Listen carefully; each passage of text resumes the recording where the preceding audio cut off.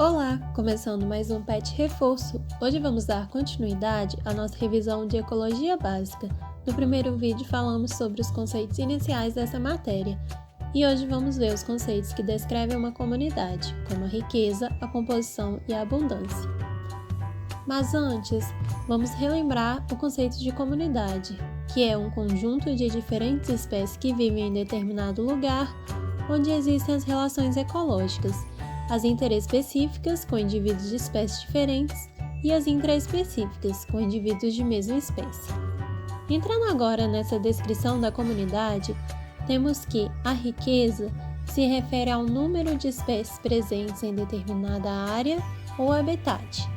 Esse número varia de acordo com as condições e recursos disponíveis. Portanto, ambientes que possuem maior quantidade de recursos são mais ricos em espécies. A composição nada mais é que a identidade das espécies.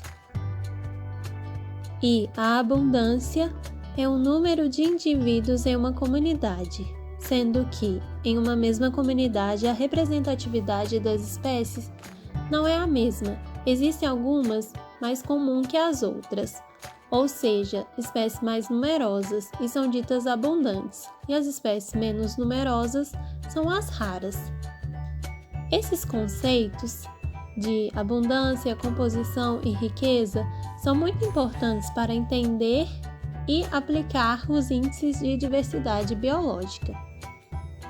A biodiversidade, ou diversidade biológica, é uma das propriedades fundamentais da natureza, responsável pelo equilíbrio e estabilidade dos ecossistemas. O termo refere-se à soma de toda a variação biótica existente, desde o nível de genes até o de ecossistema. Ou seja, leva em conta, por exemplo, a variedade genética dentro das populações, a variedade de funções ecológicas e a variedade de comunidades. Sendo assim, o significado da biodiversidade se difere do que muitos pensam. Ele não inclui apenas os tipos diferentes de organismos, mas sim a totalidade de recursos biológicos, genéticos e seus componentes. Duas medidas mais conhecidas para medir essa diversidade biológica são os índices de Shannon e o índice de Simpson. O índice de Shannon assume que a comunidade é muito grande e todos os indivíduos dela não podem ser inventariados. Então, ele trabalha com amostras aleatórias.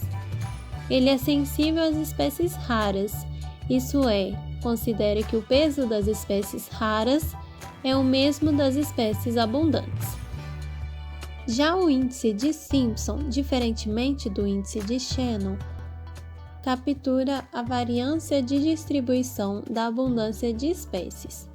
Ele calcula a probabilidade de amostras aleatórias incluírem dois indivíduos quaisquer como pertencentes à mesma espécie. Então, ele considera a proporção do total de ocorrência de cada espécie, sendo proporcional à composição, aumentando à medida que aumenta a uniformidade.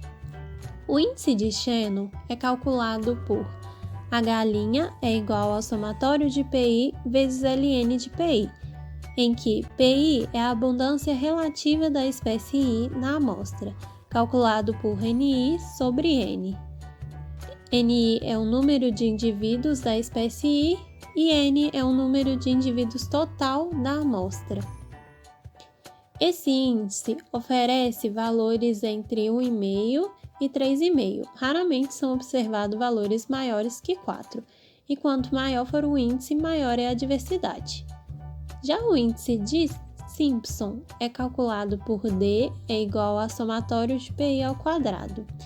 O PI é o mesmo do índice de Shannon, calculado da mesma forma e com os mesmos parâmetros.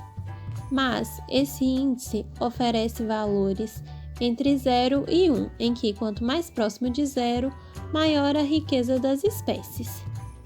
E quanto mais próximo de 1, mais diversa é a área estudada. Esses índices de diversidade, portanto, são muito importantes na tomada de decisão acerca de investimentos na área ambiental, como a criação de áreas de preservação, podendo auxiliar também na detecção de padrões das comunidades biológicas. Esse foi o PET Reforço de hoje. Até mais!